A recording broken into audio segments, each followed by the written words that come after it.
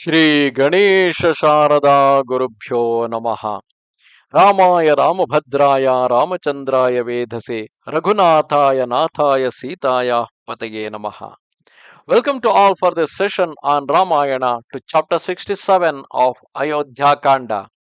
In the previous chapter, we saw the King Dasharatha being dead, deep immersed in the sorrow of his sons being away, and at the same time, the whole city came to know about the demise of their king and was filled with sorrow. To the inhabitants of the city, lamenting and weeping, the night was as high mountain scaled with difficulty. The sun having risen, the Brahmin advisors to the kingdom came together in the royal assembly.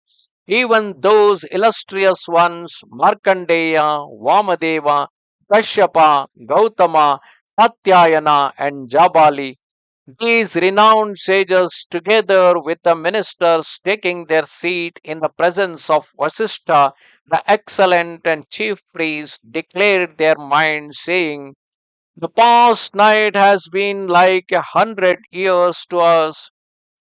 Afflicted on account of his son's departure, the king has given up his life. The king is dead, and Sri Rama has entered the forest together with the mighty Lakshmana. The Princess Bharatha and Shatrughna are in the capital of the kingdom of their maternal grandfather. A member of the house of Ikshwaku must be appointed king, lest the country will fall into ruin, and a kingdom destitute of a ruler. Clouds charged with lightning and thunder pour down rain and hail. In a rudderless land, the peasants sow no grain, fathers and sons oppose each other, and wives no longer remain subject to their husbands.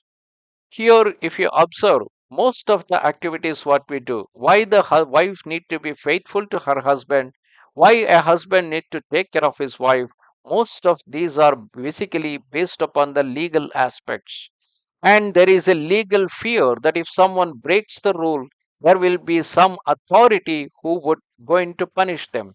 It is because of the same fear that the people will not loot the common public, and people will not cheat everybody, because there is a law of the land, a rule which is taking care of that law.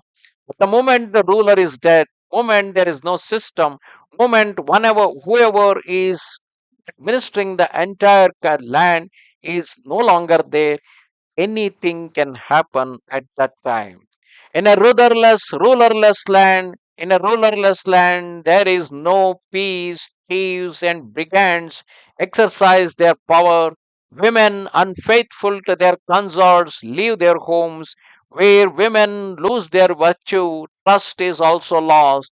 In a rulerless land, there are no assemblies, nor do the people visit pleasant parks and gardens or build temples and homes of rest, because who will going to make use of them properly? In such a land, the self controlled Brahmins offer no sacrifice, nor do those of pious vows assist them in sacred rite, because there is no order in the whole country. In a rulerless land, the Brahmins do not receive their due share of the sacrificial fees. Neither do actors nor leaders of song or dance find joy in such a land. The holy festivals promoting the land's prosperity are no longer held, nor do those reciting the holy tradition give satisfaction to their hearers. In a rulerless land, virgins adorned with golden ornaments do not frequent the flower gardens at close of the day, or do the devotees of pleasure, riding swift chariots in company with charming damsels, repair to the forest, because there is no protection offered to them under the rule of law. In such a land, the wealthy are not protected, nor does the husbandman. Cowherd and the shepherd sleep at ease with open doors. One need to be very careful in a lawless land. In a rulerless land, Great elephants of 60 years of age do not wander on the royal highways adorned with tinkling bells. Who knows, someone may cut their ivory, cut their tuskers, and might even kill them on the street. The twanging of the archer's bow is no longer heard, nor do the merchants traveling the roads in security bring their goods to sell from distant lands. In a rulerless land, the self controlled sage, fixing his mind in contemplation on his identity with the all pervading spirit, receives no hospitality when night falls. Wealth is not unassailable, nor are man's needs supplied. The armies have no leaders, nor can they match the enemy in war. In a rulerless country, no man gorgeously apparelled, riding in an excellent chariot, drawn by swift steeds, can go forth without fear, nor can the learned disputant propound his doctrines in the city or forest. In such a land, garlands and sweetmeats, alms and other gifts are not offered by worshippers as a sacrifice, nor in the springtime do the princes, like blossoming trees adorned with sandalwood and ambergris, walk abroad. A kingdom without a sovereign is like a river without water, a forest without vegetation, or a cow without a keeper.